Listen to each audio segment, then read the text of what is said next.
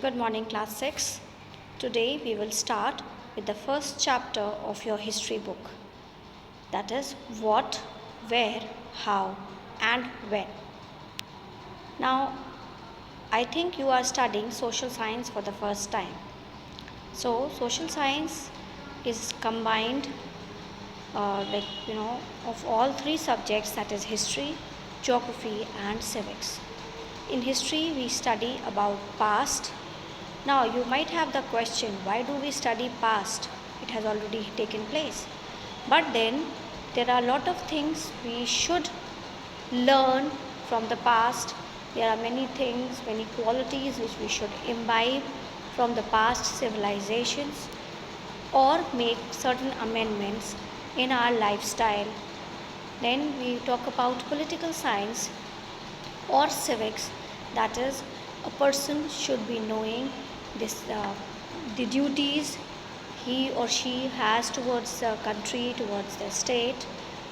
Then how the system is working, how the government is formed, how different political parties are formed, how they come into existence, what is their role, right? Lot of things we have studied. Then we study about the duties of these government organizations, how we can question them, what are the rights which we have, what are the duties we have. Then we talk about geography.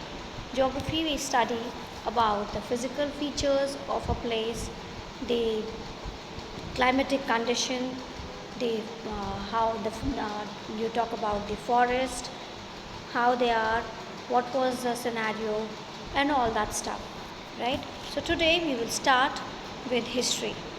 That was chapter what, where, how, and when. Rashida's question. Rashida sat reading the newspaper. Suddenly her eyes fell on a small headline. 100 years ago. How, she wondered, could anyone know what happened so many years ago? Finding out what happened. Yesterday, you could listen to the radio, watch television, read a newspaper. Last year, ask somebody who remembers. But what about long, long ago? Let us see how it can be done. So obviously, if you read the newspaper, you might get something that the archaeologists, they have excavated and find out something which was used thousands of years ago or something like this. So this question come up in the mind, that how they come to know that this is so many years old. So what can we know about the past? There are several things we can find out. What people ate, the kinds of clothes they wore, the houses in which they lived. We can find out about the lives of hunters, herders, farmers, rulers, merchants, priests, craftspersons, artists, musicians, and scientists. We can also find out about the games children played, the stories they heard, the plays they saw, the song they sang. So all these information we can get from the past, and we can come to know that how people were living in that era. Where did people live? Find the river Narmada on map 1, page 2. People have lived along the banks of this river for several 100,000 years ago. Now, why did people live on the bank of the river? Obviously, because water is one of the most important components which we need for our survival. Second thing, if people are not cooking, they ate the animals by hunting. So if the water is there, the animals will come there to satiate their thirst. So in that, to quench their thirst, they will come to the river, and the people living there, they can easily hunt them. So some of the earlier people who lived here were skilled gatherers, that is, people who gathered their food. They knew about the vast wealth of plants in the surrounding forest and collected roots, fruits, and other forest produce for their food. They also hunted animals Now find the Suleiman and Kirthar hills to the northwest.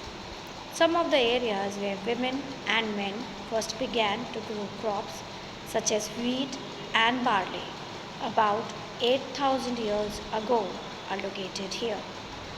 People also began rearing animals like sheep, goat, and cattle and lived in villages. So you can see it in the picture. You can find out the Suleiman and Kirthar hills. You can find out the Narmada river, and you can imagine that people used to live on the bank of the Narmada river, right? And now, about 8,000 years ago, they began rearing, that is, they began keeping animals like sheep, goat, and cattle, and they lived in the villages. Locate the Garo Hills to the northeast and the Vindhyas in the central India.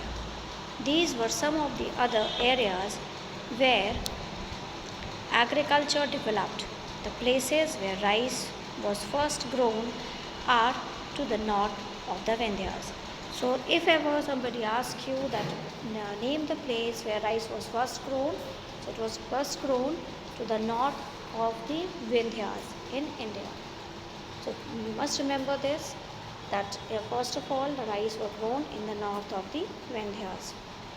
Trace the river Indus and its tributaries. Tributaries, they are the small river which flow into the larger river.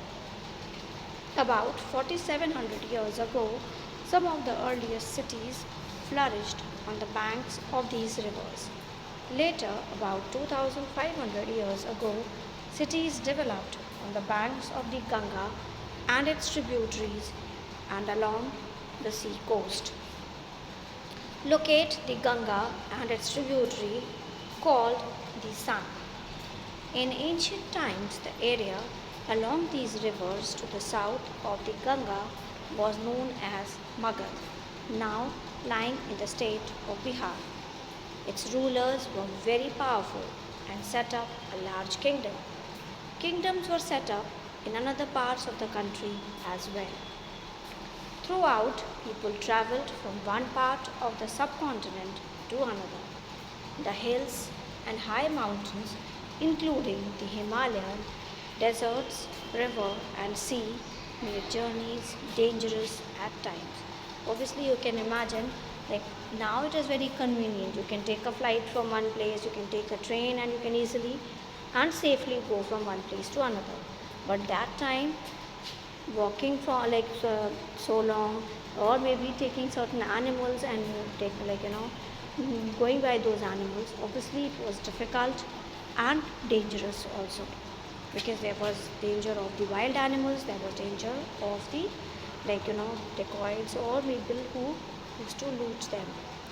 So throughout people traveled, but the hills and the high mountains, including the Himalayan desert, rivers and seas, made journeys dangerous at times, but never impossible.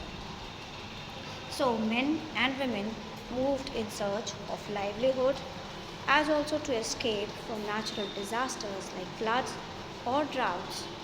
Sometimes men marched like armies and conquering other lands. So why did people move from one place?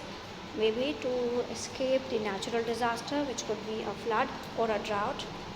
Then they moved from the ruler moved to these armies to conquer a place, right? Then sometimes when besides this, the merchants, they traveled in the caravans or ships carrying valuable goods from one place to another. And religious teachers walked from village to village, town to town, stopping to offer instruction and advice on the way. Finally, some people perhaps traveled driven by a spirit of adventure, where wanting to discover new and exciting places. All these led to the sharing of ideas between people.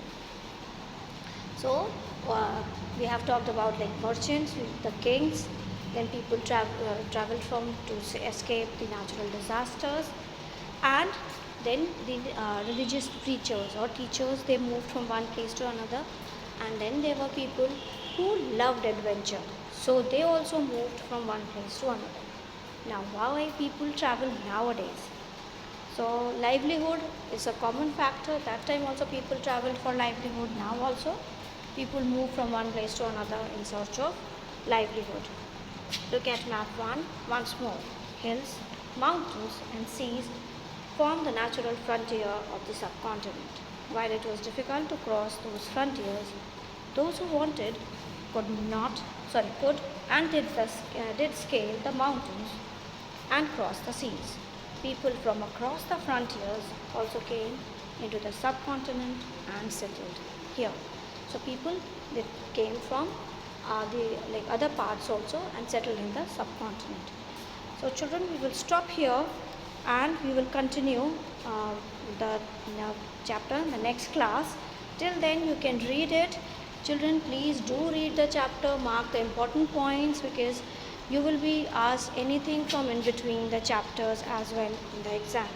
And you must have seen that you have 3 books to study and you will be having 1 paper. So please keep reading social science, otherwise you will find it difficult. And if you have any query, we can discuss it in the next live class. Thank you class, take care of yourselves.